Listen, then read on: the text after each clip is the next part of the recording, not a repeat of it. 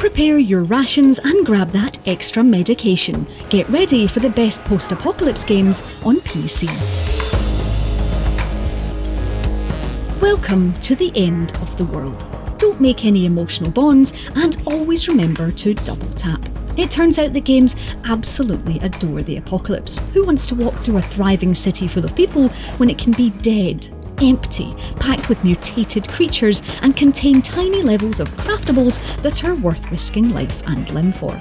From the nuclear wasteland to the ever-hungry undead, this list is the ultimate collection to prepare you for the end of days. Choose your weapon wisely. It's time for the best post-apocalypse games on PC. Silent, Artyom, because it's dead. Games love zombies. I've already made a video about exactly why that is, so I won't go into it here, but it's a great reason to kick off our list apocalypse with a shuffling undead game. Dying Light might be the end of the world, but the good news is that it's not in a miserable way. Unlike some other entries here that really want you to suffer, Techland wants you to have fun with the end of days. Free running, endless crafting of amazing guns, vehicles that can mow down the undead like a gory version of Farming Simulator. It's all here waiting for you when society collapses.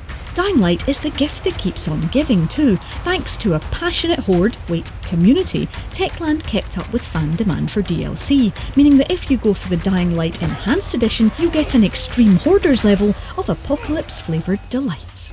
Come back in one, please. And now it's time for the games that want you to suffer.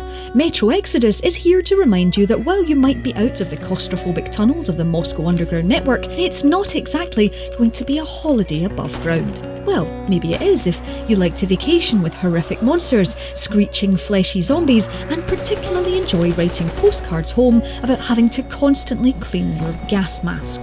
Fun, right? Well, it is actually. Metro Exodus is a beautiful, if grim, end of the world to while away the hours until the end of yours. Switching out linear tunnels for open world hubs full of craftables and weaponry, 4A Games has made this apocalypse even more immersive than ever before, but still with a clear story and purpose. Add in the karma system, and this is an excellent test of exactly how you would react when the time comes. Should we be, worried? We'd better try the open approach. It's my list and I can include a whole series if I want to. Feel free to argue the finer points of Bethesda's truly impressive bobblehead-packed lineup in the comments below, but I'm going to sit here with my feet on the desk, swig an ice-cold Nuka-Cola and say that for the sake of this list, it's impossible to pick. This top 10 could almost exclusively be made of Fallout games. The sheer scale and scope of Fallout 4, the decayed neon of Fallout New Vegas, the pure unadulterated RPGosity of the first two entries, heck, even the chat-up lines of the free-to-play Fallout Shelter. Nothing has covered the end of the world so thoroughly and in such perky detail as Fallout. Whether you're old school or embraced the switch to first-person wasteland exploration, there are few series that have delivered such an immersive and detailed apocalypse. This is a world we still fear, but at least understand. And even if you've never made it out into the wasteland, this is a series that's made the end of the world positively fashionable. Hoarding now? And now for a change of pace. Not into stress-free territory, although we do also have a video for that, see the link on screen, but the chance to be less boots on the ground and into the godlike RTS genre. Even from the skies, They Are Billions is an overwhelming apocalypse. The titular they are hordes of zombies hungry to break into whatever sanctuary you've managed to hew desperately into existence. And I do mean hordes. This isn't an end of days that you can put off with a few headshots. These swarms of corpses are a tsunami of death, just waiting at the walls to end your dreams of a truly self-sufficient city. Speaking of walls, they're your new best friends. Treat them with reverence and you might even find yourself building up a true township, happily existing and fueling your defences. Maybe this end of the world thing isn't so bad. Wait, no. When you think of the post-apocalypse, you usually think warm. So warm, in fact, that the whole Earth has become a parched hellscape. But, as you've likely spotted from this footage, Frostpunk is different. This game swaps endless sand for endless snow in an alternate version of Victorian Britain frozen by a worldwide volcanic winter. It's also different in that the goal here is to help your ragtag band of followers survive in the coal-rich north as they huddle around a giant generator and carve out a living in swirling blizzards. You'll also be responsible for making hard decisions about the people's future and welfare, some of which will make you deeply unpopular. Assuming, of course, there's actually anyone left alive to hate you. It's a gruelling game of back-breaking work and heavy emotional burdens, and it's a striking change if you've grown tired of the standard beige apocalypse. Wrap up nice and warm, eh? Okay, I spent the last entry implying that most post-apocalypses have to be beige. Then in swings Enslaved, Odyssey to the West, to remind us that they can also be lush and vibrant and full of colour. Enslaved is a stylish Ninja Theory action game written by Ex Machina's Alex Garland that's a loose adaptation of the classic Chinese novel Journey to the West. And by loose, I mean set 150 years after a disastrous global war, starring a stacked Andy Serkis beating the screws out of AWOL robots with a massive stick. The combat is solid and satisfying, the traversal is fun, and the performances still stand out thanks to some impressive facial animation. Enslaved is one of those slightly above average adventures that just don't get the love they deserve, and we've done a whole video about just that, and it's a great example of how to make a post-apocalypse pretty. Shall we talk about the ending? Oh wait, no, sadly, we're out of time. Here comes entry number 7. Bye! Let's go. Brian Fargo has a lot to answer for. Not only one of the original producers of the Fallout series, he's also responsible for Wasteland II, a sequel to the 1988 original.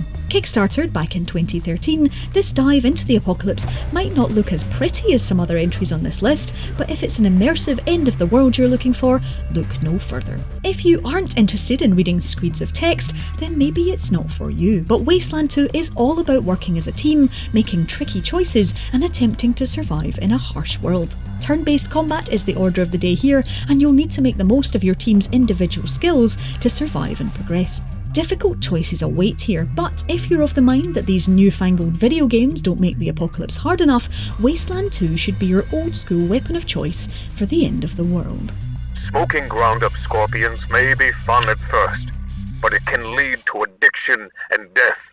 Ah, the zombies are back. Hello, my undead pals, I really didn't miss you at all. It turns out that the end of the world just wouldn't be the same without the stressful moral choices of The Walking Dead. Following Lee, and then later Clementine, he's honest. Telltale's narrative choose-em-up is an emotional wallop that truly needs to be experienced. While it does follow Telltale's rigid engine structure with its endless binary choices, there's nothing like feeling you're truly making a difference to a story. We've all argued endlessly over what we do in a zombie apocalypse, but The Walking Dead demands we make choices that we're just not ready to make. Further proof that when the toothy, brain-hungry end comes, I'm not taking Matt with me because I might eventually get attached to him and I'd rather just stay smugly aloof.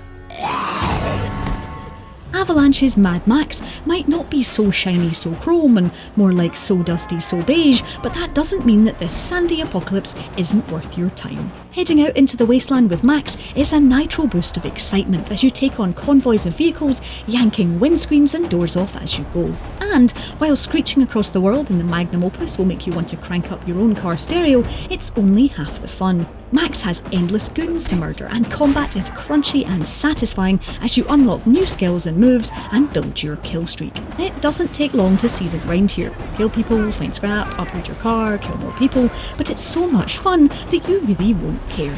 Just don't think about how the dog food would taste. No, really, poor old Dinky D has to eat this stuff. Only speed demons on this track. It's not an apocalypse per se, given that the rest of the world is functioning as usual, but this war of mine is absolutely miserable and sad enough to be the true end of days. This isn't a wasteland made by monsters, but the folly of man, and it's all the sadder for it. While this survival sim isn't easy emotionally, it's ridiculously compelling. You aren't a soldier here, just a mere civilian trying to get by in a ruined city alongside other survivors, which means plenty of hard decisions, juggling medication, and scarce supplies. And if you really hate your emotional well-being and just want to cry all over your keyboard, part of the DLC is this war of mine, The Little Ones, which is absolutely about the children of war. You might have to watch cartoons afterwards, but as apocalypse experiences go, this is certainly one of the hardest hitting games on this list. Good luck. And that's it for the end of the world. I hope you found some hidden nourishment in there, or at least a useful crafting item. Let us know your favourite post-apocalypses, apocalypse-I, in the comments below. Drop us a like if you enjoyed this video, and don't forget to subscribe to Logitech G for more videos just like this one. If you do already subscribe, thank you. Please hit that notification bell so that you know exactly when our next video lands.